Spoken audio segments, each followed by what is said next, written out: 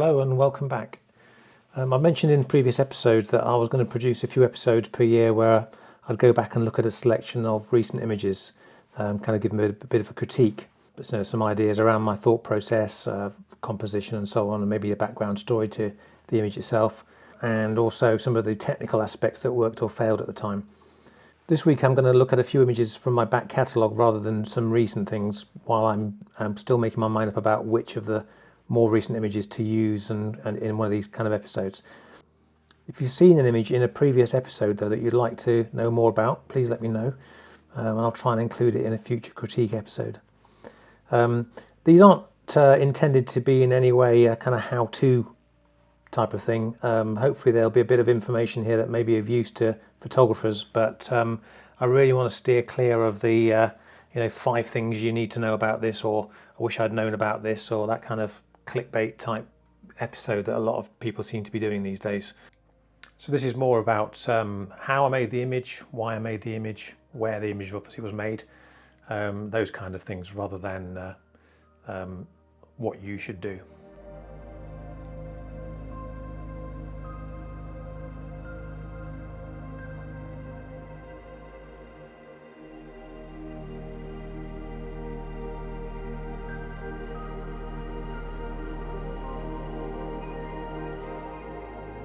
Okay, so this first image, which is of the Elgol Fells viewed from Skye, looking across the Lune Valley in the north of England. This image actually wouldn't have happened if I hadn't have had a pretty nasty accident a couple of days previously. I'd been on the Isle of Lewis with friend Gary, and at the Butt of Lewis Lighthouse, it was fantastically stormy, really impressive conditions, but very challenging conditions. And literally I packed my bag away and got blown over by a gust of wind, and I landed really badly on a rock, kind of twisted my back, and to a point where the next day I really couldn't walk at all. And then on top of that, that next morning I wound the window of my van down, and it shattered simply because the door had been hit by the wind the day before, and the check strap in the door got slightly bent, which meant that when the window got wound down, the pressure on the glass shattered the glass. So I got a broken window on my van. I got a really painful back, and my hips were kind of almost seized up. So it took about 3 or 4 days for that to recover. And when I was finally driving home from Inverness, effectively, I got to the kind of Carlisle area, and I was in a lot of pain, and I was not trying to make a decision as to whether I pressed on and drove the 3 remaining hours home, or found somewhere to stay for the night. And this location, I'd been to it 2 years prior to this. This image was 2019, by the way. So in 2017 I had a one-to-one client book a day with me, and it was a convenient location to meet, so we met just off of the M6 near T-Bay. And I basically wanted to try and go to a location that would be fantastic for setting up kind of foreground, background images, and kind of trying to match the two. So this Skye, which is a really kind of badly eroded limestone pavement, is perfectly positioned to look across the valley. So we'd spent a day doing that in 2017, and I was driving south in 2019 on the M6, thinking I didn't really want to continue the journey simply because of the discomfort I was feeling. And then listening to the radio, and on the radio about 10:30 at night, the weather forecast came on and suggested that in the north of England the following morning there'd be some valley mist. So I was literally at this point probably about 10 minutes from the junction closest to this location, so I made a decision then and there to drive off up the hill and find a place to stop for the night and sleep in the back of my van. So the following morning got out, wandered the few hundred meters to the viewpoint, and I was met with these fantastic conditions. Really incredible view. Okay, so looking at the screen now, basically you'll see straight away that kind of my chosen image, my favourite from that morning, was one where I cropped in a bit tighter than the wide view that came immediately before this slide now, or the image now. What I often do with my images when I'm kind of making a decision about whether I like them, what I'm going to do with them and so on, is to kind of turn them on their head, rotate them 180 degrees. I'll do that right now. Let's just do that. There we go. So when you see the image upside down, you've kind of made it abstract. You've taken away a little bit of the reality of the thing. And I think certainly in this case, those hills at the back now, they're at the bottom of the frame, just look absolutely kind of epic, really huge, great kind of rounded hills. And I suppose my only reservation, this is a great way, by the way, turning your image upside down, great way to spot faults and mistakes in the scene when you're looking around the edges of a frame for kind of little things that might distract and kind of really attract the eye away from the point of the image. When it's upside down, it's often a great way of doing that. I often turn it upside down to see if there's a bright spot, there's a distraction or whatever. It helps me kind of get the tonal balance better as well. But here, my only reservation really about this image was the fact that there was a compromise involved. You'd have seen in the wider image that the sky had nothing going on in it at all. I didn't really want to include any sky. There was nothing. The sky brought nothing to the party, as it were. And likewise in the foreground, if I'd have gone any lower than this, I'll turn it back around again. If I'd have gone any lower than this, I would have actually included a field that was much closer to me, so that would have been a real distraction as well. So this gave me the opportunity to go in a little bit closer, create something a bit abstract. There's a journey that the eye can make here. So there's a kind of, if you follow this cursor around that corner, or sweeping around that corner, and then you connect with the bottom of the valleys, and off you go up the image through these lovely V-shaped valleys all the way up to the back. But there's no sky in this at all, even at the top here. This is just the hills in the background, the Calf and so on, the highest hills in the Elgol just fading into the mist. And in the foreground, of course, that veil, that thin veil down here of the mist over the top of the trees. And a little bit of kind of human interest, a barn or a house here, the roof of something else just here, just to give it a real sense of scale. One more farm over the back here too. And then also this kind of cold, warm balance as well, the warm tones of the sunlit hill, and then the cooler tones of the mist reflecting the blue sky that was overhead. So yeah, I think for me this was probably my favourite from that particular morning, and one that really kind of sums up the place, which is really what I want all my images to do.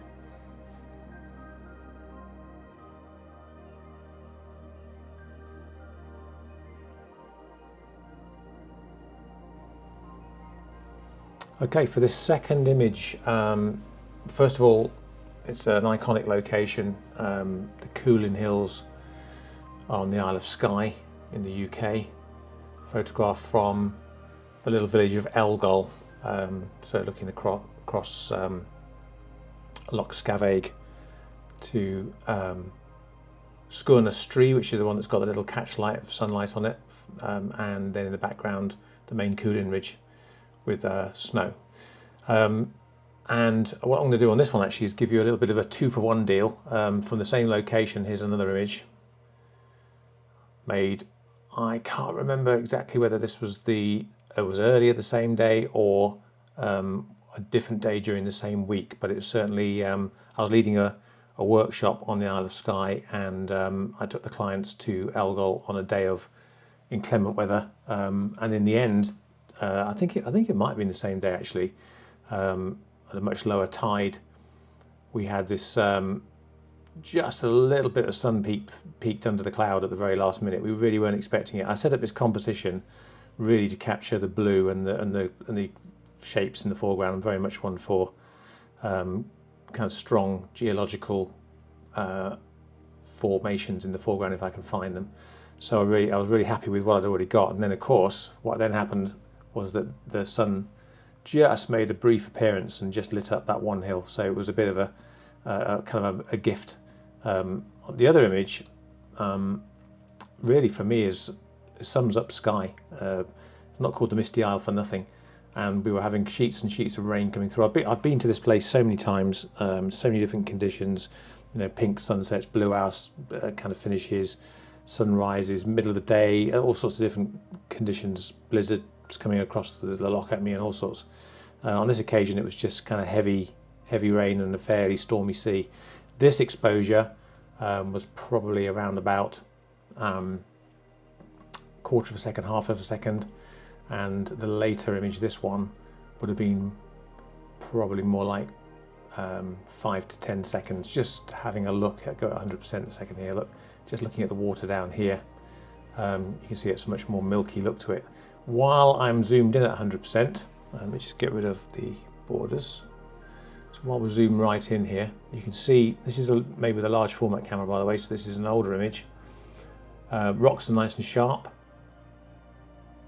but those rocks there aren't. So this is a little bit of an issue which really occurs with large format photography. When you're focusing a large format camera, you're laying a plane of focus down from the foreground, or from something in the foreground, like in this case this rock, and across the top of these rocks you can see the shells here are really quite, the detail is there. And then you're bringing that and laying that across until you get to your horizon line. You can see again, this is nice and sharp. But these rocks here, which were probably about 1 meter lower than this rock, so these rocks here are about 1 meter lower down than this, unfortunately fell outside that kind of cone or wedge of focus that you create with a large format camera or a tilt shift lens. And it's just an unfortunate thing. It holds up perfectly well on print. I've printed this 30 by 38 inches and sold copies of this from my gallery in the past, and you really can't see this, that unless you go and stick your nose right on the glass, you can't see that this is soft. So it's the kind of thing that a photographer will pick out. But essentially, it's one of those things that you could look at and go, well, that's a bit of a failure, but actually it's a compromise. It's one of those things that you have to suffer with any camera to a certain extent. There's going to be a compromise somewhere. In this instance, even stopped down to probably f32 as I was here, I don't think I could have pulled the detail back in here, simply because they were too close to each other. It's the same kind of problem as dealing with strong contrast in the foreground. Here you've got two areas that are too close together to be able to get them both in focus using tilt. If I go back out again, let me just come up here a second. Let's get that back on the screen. I'm just going to rotate that image now, so we can see it upside down as well, and just kind of study it and make sure that it looks okay. Sorry, what am I doing? Here we go, 180 degrees. Turn it upside down. Here it's interesting how much more crisp now this horizon line here looks. It looks kind of almost probably too crisper an edge on the image, but when it's back the other way up, it looks fine. Again, this here is nice and crisp. Is there anything that dominates or overwhelms? Not really. Is it too bright here? That's how it was. I couldn't really do anything about it. There were grads down to the water line, and there's another grad right down here. So I'd have probably had a one-stop grad down to the top of the rocks, and certainly a two-stop grad down to the horizon to make this work on film. There's still issues down here with the brightness of these rocks facing the sky and the shadows, but I think it's an image that I actually do enjoy. So let's just take that back to the right around. I'm going to go to the other one now. So this image is not the same foreground, by the way. It looks fairly similar, but it's not the same foreground. So here the tide's much higher, sea's much choppier, but that's obviously evident by the fact that it's a shorter exposure. But I really like making images, as I mentioned earlier, with kind of stormy, wet look to it. And this, I go to 100% on this one. Again, you can see the detail here. Seaweed, tops of the rocks. Because the water level is almost level with the top of the rock, there's not the issue here with that focus dropping off as as there's a meter drop beyond these rocks down to the more rounded pebbles. And again, out to the back, nice and crisp on Stokksnes and through the valley there. Just really nice mood for me. I really like this kind of conditions. It's not everyone's cup of tea, and then that's the nature of art. It's all very subjective. If you prefer crimson sunsets and so on. That's great, but I personally love this kind of thing. I would definitely choose this over vivid sunsets any day. Let's put that back on the screen again. Yeah, so 2 images. Let me just go back to the other one. Stokksnes tree, beautiful, beautiful little bit of red light here. This was really was a bit of a gift. And as I said, I was already set up for it. There wouldn't have been time. In this instance, there really wouldn't have been time. When this light happened, if I hadn't have been set up already, I'd have missed it. So I was very, very lucky. And these kind of shapes pulling you round, little kind of nest of rocks in the foreground takes you back out into the image. Yeah, that's a bit of luck there. So that's the second image finished.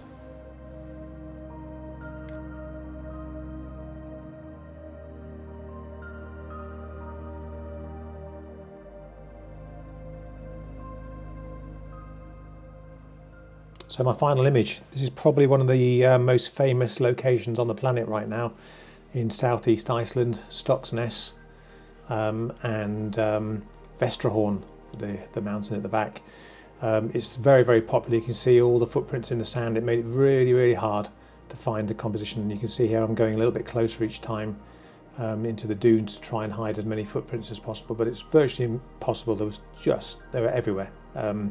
So having had a good old scout around and made a couple of images like this, we moved to a different viewpoint just in time for sunset, which looked like it was going to be okay and turned out to be very colourful. Here we go. There's an awful lot of colour in the sky looking back towards Vatnajökull, the kind of bit the main kind of glaciers on the island. And then my favourite image from that location was this kind of mudflats curve. We went back the following morning, much more subtle light, and which suits me, as you know, and basically tried a few images with the sea. The tide was going out, so you set up a composition and the water had gone in no time at all. But it didn't take me long of kind of hunting around to try and find somewhere where there weren't any footprints. The sand had got a little bit more frost on it now, so it's black sand but with frost. It created this lovely kind of contrast from black and kind of almost a creamy beige brown. It's lovely colours. I hunted around again to try and find something, and eventually found this view. This was taken with my Cambo Actus, and this little bit of sand is split open with the frost overnight. So I eventually composed something upright, which is always my preferred orientation for an image. So I chose this view really because it successfully hid a lot of footsteps. It had that amazing feature which hadn't been destroyed by people walking on it. It was, and the dune itself is kind of quite an interesting juxtaposition with the mountain at the back. And this kind of soft cloud floating over the top. There's a little glow here. It's a little bit, the sun was just rising, so there's a bit of a glow along the hill here. There was this fantastic kind of sea mist, just, you can make that out along the bottom here, just sitting at the bottom of the hill as well. So we've got quite a lot of different kind of textures and layers and little subtle hints of colour around the image. And then this shot of the bright yellow grasses in their winter kind of colours against the bluey, grey and steel colours and the kind of various elements of blue in the sky. These footprints here, I've decided to leave them in. I didn't want to, I could have spent some time cloning them out. In fact, I did have a go. But I wasn't that happy with the way that area looked afterwards. And if you rotate this image, you'll see that they're not really, even upside down, particularly an issue here. What is your eye drawn to here? Your eye is drawn up this line, really strong line that takes you to the top of the dune itself. Then you've got the kind of contrast of the yellows here, which are pulling the eye away from it, from this little bit of a distraction here. That isn't an issue because the eye, everything else in the image for me is really strong. You've got this curve here, up and over. Then you've got a kind of a very similar reverse curve. Actually, that almost follows the same line there. But that's a jagged edge. This is a softer edge. So yeah, that wasn't really a problem for me. And yeah, I used my Cambo Actus view camera for this. It had the Sony on the back, and then Pentax 645 35mm lens on the front. So this is actually kind of a not too wide angle view. If I go in at 100% as well, you'll get an idea of, again, because I was using camera movements, I was able to get sharpness front to back. This isn't a stacked image. This is all made in one frame. Nice little dusting of snow on the top of that hill as well. And I just love the fact that it was disappearing into this cloud. So the cloud was hanging around the summit. And yeah, I guess it's a very popular viewpoint, very famous location. But I'm hoping I've kind of managed to make an image that's a little bit different to perhaps what you'd ordinarily see from here. So yeah, I'll leave it there for this episode. Thank you very much for watching again. If you can like and subscribe if you like this kind of content, please do let me know if there's an image you'd like me to do a little critique on. And I look forward to seeing you again in another episode which is coming later this week.